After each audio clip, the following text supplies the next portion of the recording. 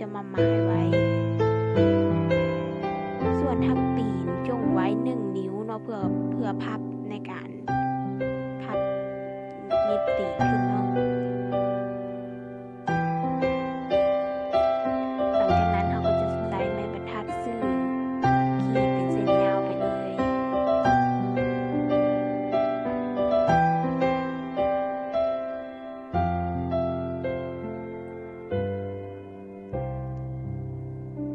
แล้วก็ตัดเนาะส่วนที่เหลือออกคือตัดส่วนหัวมันออกตัดไปตามเส้นที่เราขีดไว้เลย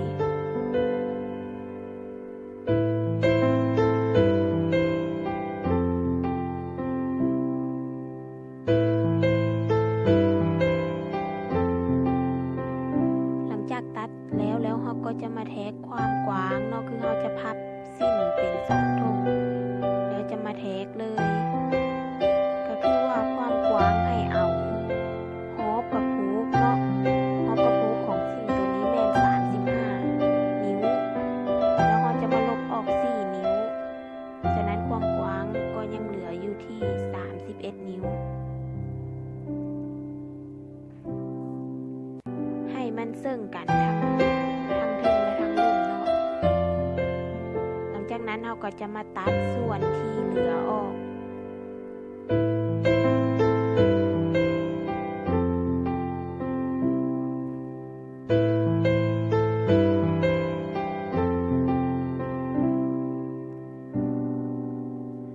พอได้แล้วเราจะมาปีนเนาะปีนเอาทางในที่อัดกาวนั้นปีนออกมาเพื่อแต้มเกล็ดมันจะแบ่งเป็น6 เกล็ดเนาะก็คือมีเกล็ดข้างที่เป็นตัวเกล็ดใหญ่2 เกล็ดแล้วก็เกล็ดย่อยที่ทั้งหน้าและทางหลังอย่างละ2 เกล็ดเนาะเกล็ดข้างนี้เราจะแทกความยาวลงมาประมาณ6 นิ้วครึ่ง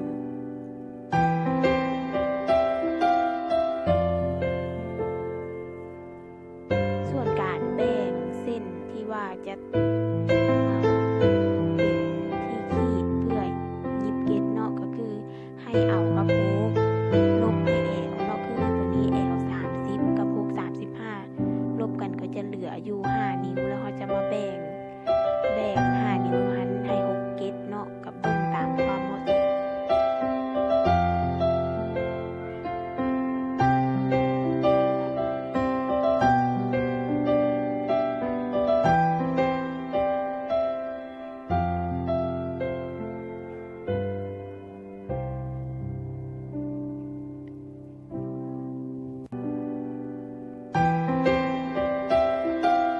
ส่วนเกล็ดที่เป็นเกล็ดน้อยเนาะเกล็ดทางหน้าและทางหลังนั้นให้เราขีดความยาวลงมาที่ 5.5 นิ้วก็คือให้ลุดจากที่ว่าเกล็ดข้างเนาะถ้าเกล็ดข้างเราเอา 6.5 นิ้วเราก็ขีดเอาเกล็ดทางหน้ามัน 5.5 นิ้วคือให้ลุดเกล็ดข้างนิ้วนึง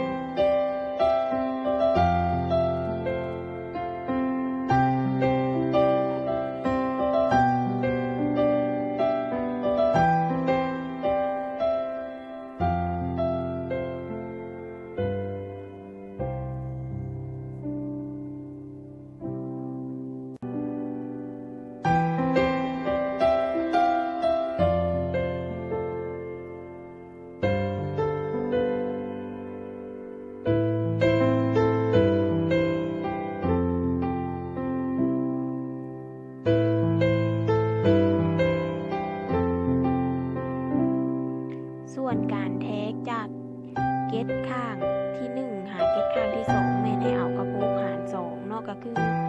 35หาร2ก็ได้อยู่ 17.5 นิ้ว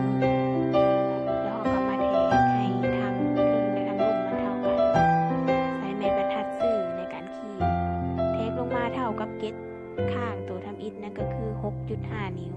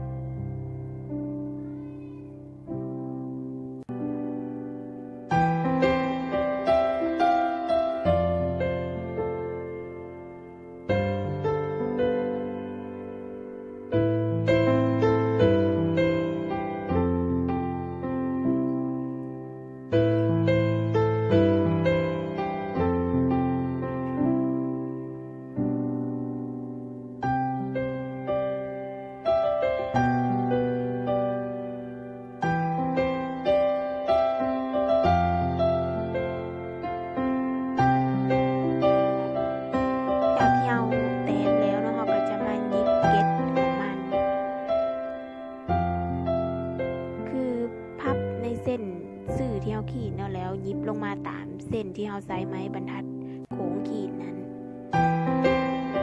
หลังจากยิบแล้วเราก็ต้องปีนกลับมาเบิ่งความละเอียดของเกล็ดว่ามันแจ็บดีและมันบ่เป็นรอยยุ่งเนาะส่วนหัวของเกล็ดแม่นให้พับเข้าแล้วก็ยิบเพื่อความเรียบร้อยได้มันจะบ่หลุดออกมาเวลาที่เราเข้าหัวสิ้นเนาะ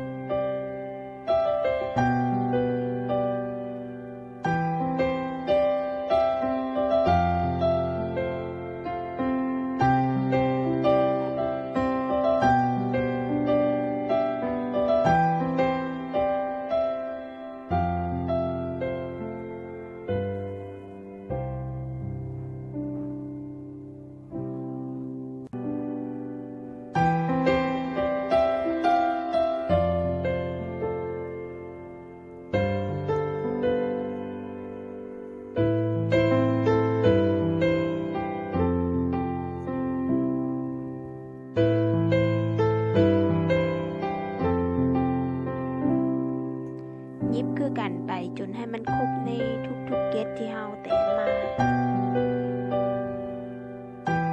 ขั้นตอนนี้ต้องใจเย็นหน่อยนึง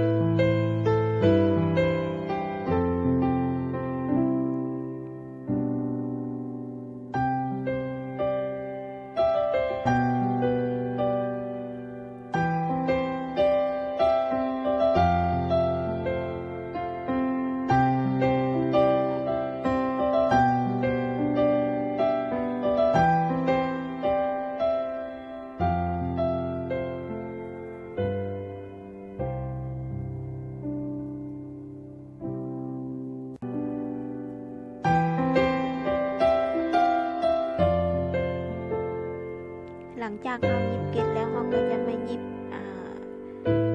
ดูกลางๆของมันให้มันต่อกันจะเริ่มยิบจากทางในเนาะแล้วเราจะปีนกลับมาแล้วก็ยิบทางทุก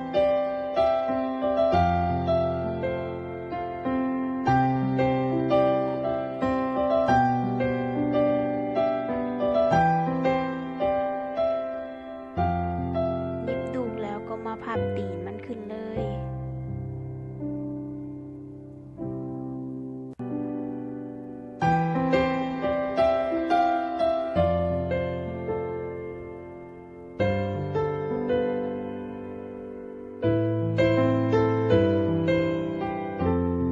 ส่วนทางตีนจะเอาแบบ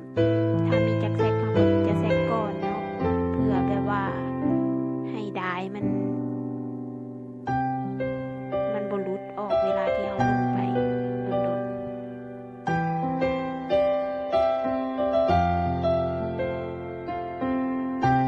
ต้องพยายามยิบให้มันเสมอกันบ่ให้ได้แบบว่า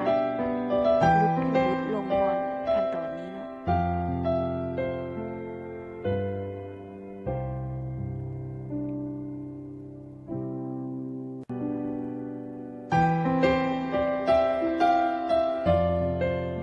แล้วเราก็จะมาลีดทั้งผืนลีดเกล็ดลีดดูให้มันแจกก่อนที่เราจะไปโค้งตัดหัวสิ้นออกเนาะ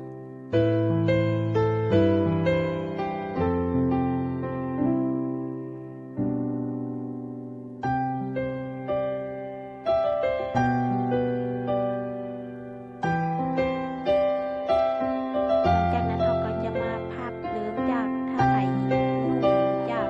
ขวาไปซ้ายก็พับขวาไปซ้ายถ้านุ่งจากซ้ายไปขวาก็ให้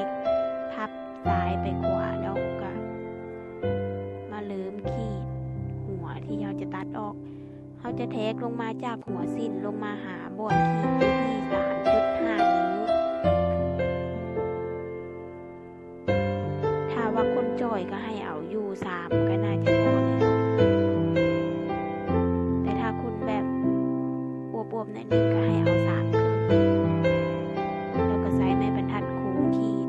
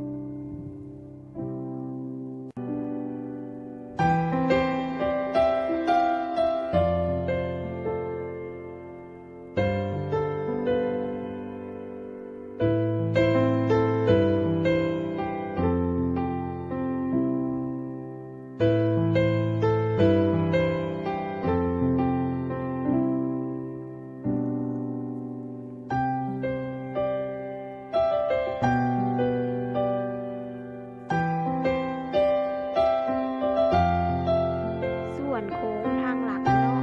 เน้นให้แทกลงมา 1 นิ้วหมายไว้แล้วเราก็ใช้ไม้บรรทัดโค้งคือเก่าขีดโค้งด้านหลัง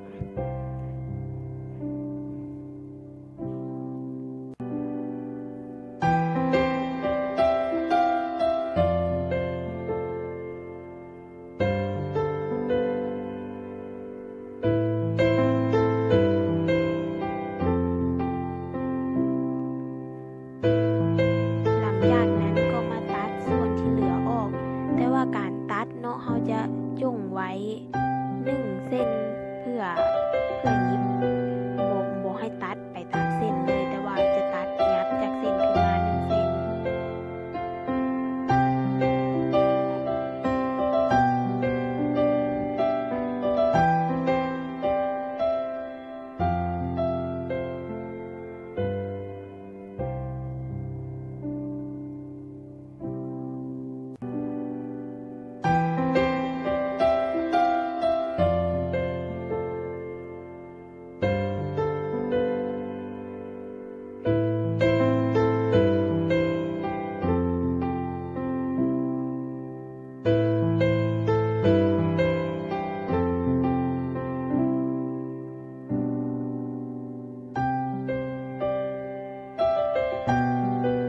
แล้วก็มาต่อที่ขั้นตอนการเข้าหัวสิ้น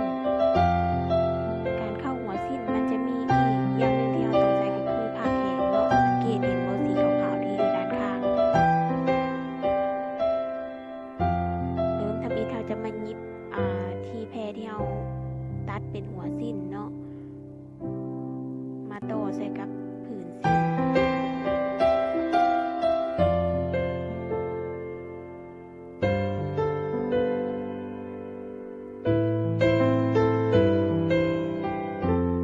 ส่วนความกว้างกับประมาณ 4 นิ้วหรือ 4 นิ้วครึ่ง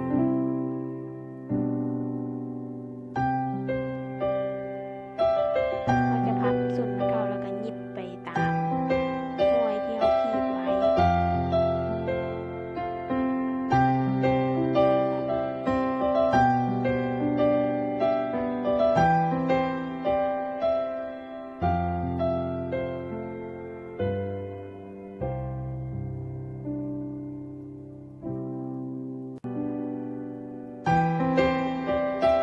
ถ้าบ่มั่นใจว่ามันจะซึ่งเนาะให้เปิดเบิ่งเป็นระยะหยิบไปหน่อยนึงแล้วก็เปิดเบิ่งว่าเราหยิบไปซึ่งที่เราขีดหรือบ่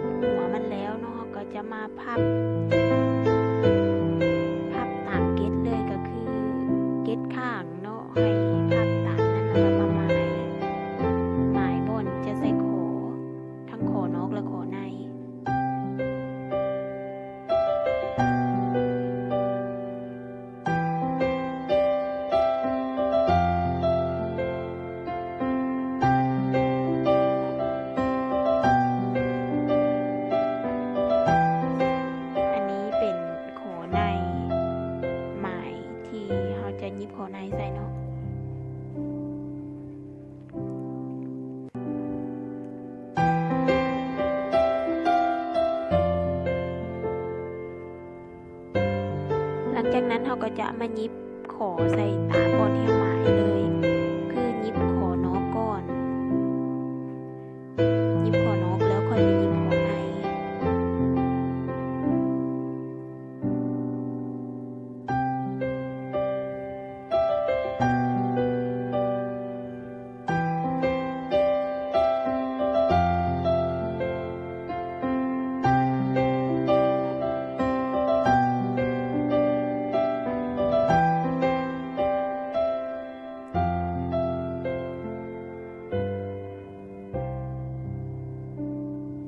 ตัวนี้เป็นขอใน